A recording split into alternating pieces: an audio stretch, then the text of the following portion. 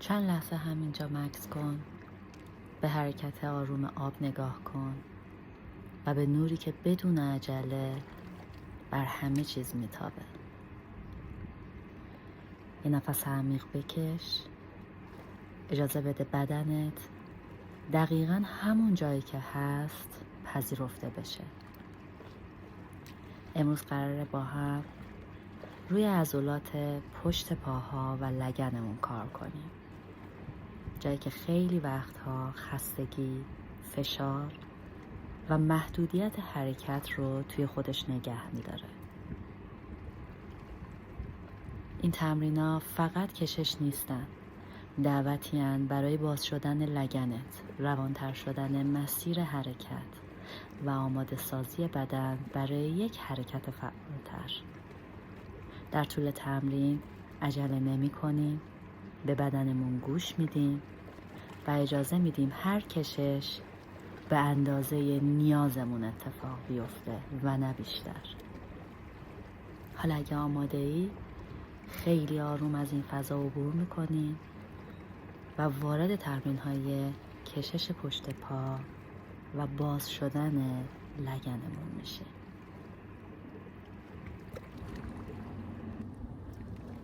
روی زمین به حالت ویراسانا بنشین، دستات رو روی زانوهات نگه دار، یک دم عمیق بگیر و با بازدم عمیق‌تر بپیچ به سمت راست بدنت.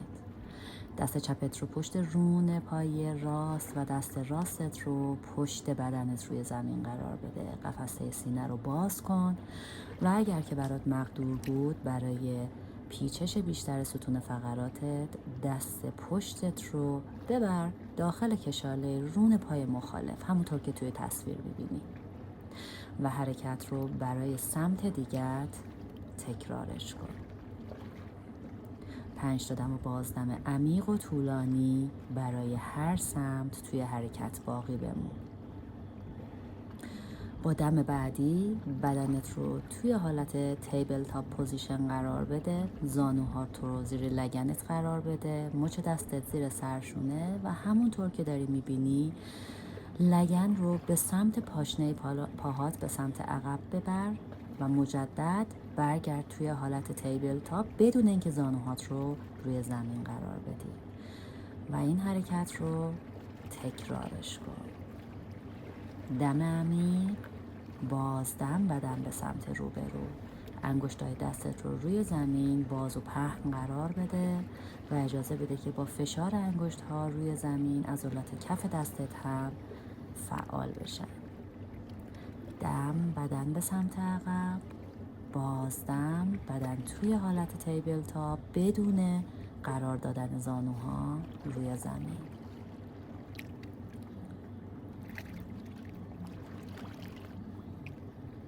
خیلی آهسته بدون اینکه تنش و استرسی به بدنمون بدیم ادامه دادن حرکت رو تکرار میکنیم و برای آخرین لحظه لگن رو به سمت بالا هدایت میکنیم و زانوها رو با کنترل هر دم و بازدممون تک به تک توی قفسه سینمون خم و صافش میکنیم.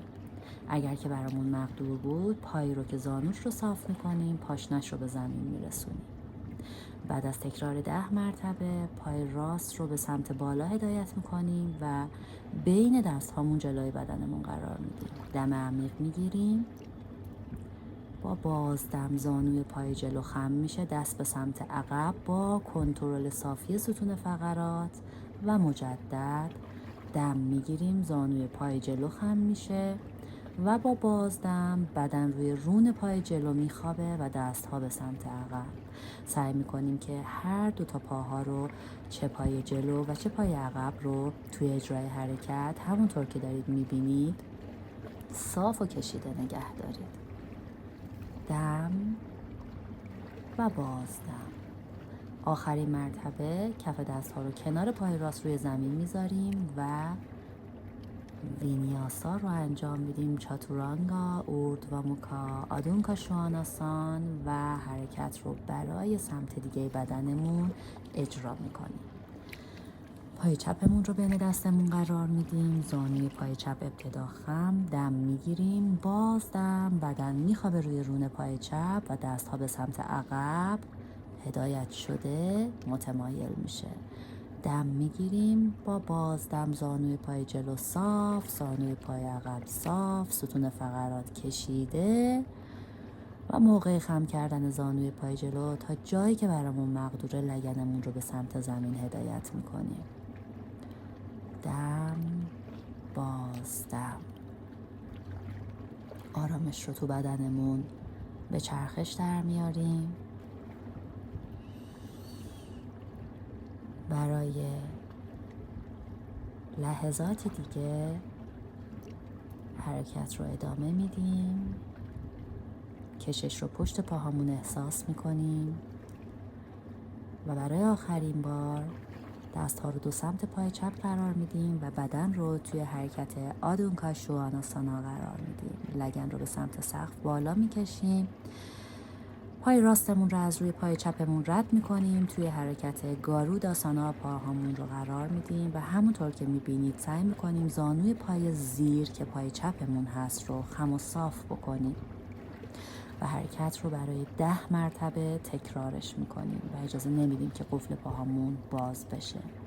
و بعد از اون زانوها رو روی زمین میذاریم و فرم گاروداسان رو توی بدنمون حفظ میکنیم. ساق پاها رو از هم فاصله میدیم تا فضا برای لگنمون ایجاد بشه. با کنترل لگن و قفل عضلات شکم لگن رو به سمت عقب و مجدد به سمت تیبل تاپ هدایت میکنیم و بعد از اون مجددا توی حرکت آدون کاشواناسان میریم و این بار پای چپمون رو از روی پای راستمون رد میکنیم و دقیقاً با کنترل و تمرکز بر روی نفس هامون حرکت رو مجدد برای سمت چپمون تکرارش میکنیم. تمام توجه و تمرکزتون به خم و صاف شدن پای زیریتون باشه توی این حرکت و در آخر زانو رو روی زمین قرار بده و عیناً مثل سمت مخالفت لگن رو به سمت عقب هدایت کن و مجدداً توی حالت تیبل تاپ پوزیشن قرار بگیر. دم، مچ دست زیر سرشونه، بازدم با کنترل تیلت لگن رو به سمت عقب و روی زمین هدایت کن. کشش رو روی عضلات خارج رون و باسن سمت چپت احساسش کن. دم عمیق و بازدم و بعد از اون 2 مرتبه برمیگردیم توی حرکت آدون کاشواناسان. لگن رو به سمت سقف بالا میکشیم، زیر بغل باز و نگاهمون به سمت نافمون. میمونیم برای 5 تا دم و بازدم عمیق و در نهایت مجددا پای راستمون رو بین دستمون قرار میدیم، پای چپمون رو کنارش. با بازدم بدن رو روی رون پاها با زانوهای صاف قرار میدیم و ارد و هاستاسانا. دست و صاف و کشیده بالای سر و بعد از اون مجددا دم عمیق با بازدم طولانی بدن میاد توی حالت اوتاناسانا. دم، پای راست عقب، پای چپ کنارش، چاتورانگا، اوردواموکا و آدون کاشواناسانا. آروم میگیریم برای 5 تا دم و بازدم عمیق. اجازه میدیم کشش پشت پاهامون رو بیشتر و بیشتر تجربه کنیم و بعد از اون زانوها رو روی زمین قرار میدیم. آهسته روی زمین میشینیم. اول از نمای روبرو بهتون حرکت رو نشون میدم. پاها رو صاف و کشیده میکنیم جلوی بدنمون. پای راستمون رو از زانو خم میکنیم و بیرون رون پای چپ قرار میدیم و ساق پای چپ رو هم کنار پای راست، کنار لگن سمت راست دم میگیریم. دست چپ رو پشت زانوی پای راست قرار میدیم، پیچ عمیق و بعد از اون با کنترل کف پاها و تکون ندادنشون بلند میشیم و میچرخیم به سمت مخالف. همونطور که میبینین اینجا موبیلیتی مچ پا لگن و رانهامون دارن بهمون کمک میکنن که با حفظ مرکز بدنمون از طریق کف پاهامون روی زمین فقط حرکت رو با جابجایی مچ پاها بتونیم که انجامش بدیم. این حرکت رو برای 5 مرتبه تکرار میکنیم و هر بار که آرنج دستی پشت زانوی پای مخالف بود، از فشار آرنج به زانو و قرار دادن کف دست ها بین قفسه سینه سعی میکنیم جناق سینمون رو باز نگه داریم، ستون فقراتمون رو صاف و کشیده کنیم و با چرخش مجدد توی سمت دیگه بدنمون قرار بگیریم. و در نهایت بعد از اجرای 5 مرتبه کف دست ها رو کنار رون پای راست میذاریم و میریم توی حرکت آدونکا شواناسانا و پای راست رو بین دست قرار میدیم و توی حرکت لیزارد پوز بدنمون رو نگه میداریم. سعی میکنیم تا جای ممکن رون پای چپمون رو به زمین نزدیک کنیم، ستون فقراتمون رو صاف و کشیده کنیم، آرنج ها رو زیر سرشونمون نگه داریم. بعد از 5 مرتبه کف دست ها رو روی زمین میذاریم، قفسه سینه رو میچرخونیم به سمت راست و با دست راستمون مچ پای چپمون رو میگیریم و به سمت لگنمون هدایت میکنیم برای کشش بیشتر عضلات 4 سر رون و سوئز پای چپمون. باقی میمونیم توی این حرکت برای 5 نفس و سعی میکنیم قفسه سینه رو به سمت سقف هدایتش کنیم و بعد از اون مطابق تصویر پا رو میکشیم به سمت بالا و همین مراحل رو برای سمت چپ بدنمون تکرار میکنیم. پای چپ رو بین دستمون قرار میدیم، کمی کف پا رو به سمت چپتر میبریم، ساعد دست رو روی زمین قرار میدیم طوری که آرنج ها زیر سرشونه باشه و تا جای ممکن پای راستمون رو به سمت عقب سر میدیم. اجازه میدیم لگن و 4 سر رونمون به سمت زمین نزدیک بشه و بعد از اون کف دست ها رو روی زمین قرار میدیم، دست راست روی زمین باقی میمونه و با دست چپمون مچ پای راستمون رو میگیریم و به سمت لگنمون فشار میدیم تا کشش بیشتری رو روی سوئز و 4 سر رون پای راستمون تجربه کنیم. سینه رو به سمت سقف باز میکنیم طوری که شانه ها، استخوان کتفمون دقیقاً در جای صحیح خودش قرار بگیره و قفسه سینمون باز و بازتر بشه. و در نهایت توی حرکت چاتورانگا و اوردواموکا با باز نگه داشتن سینه و آدونکا شواناسانا قرار میگیریم.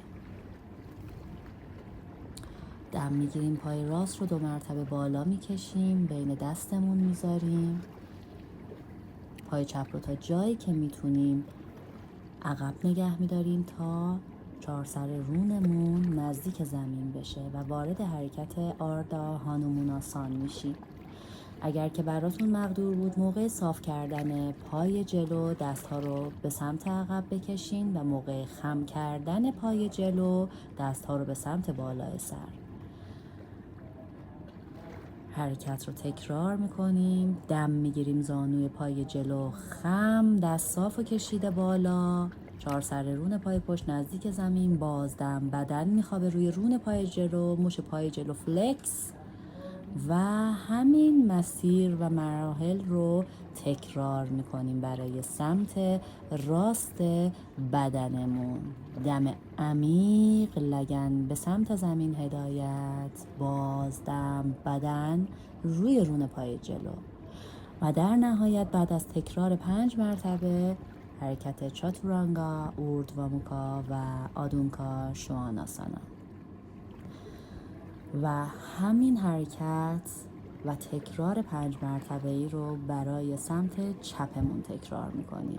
دم، زانوی پای چپ خم، دست ها صاف و کشیده بالا، بازدم، زانوی پای چپ صاف، بدن متمایل روی رون پای چپ با کنترل مچ پا و فلکس بودنش.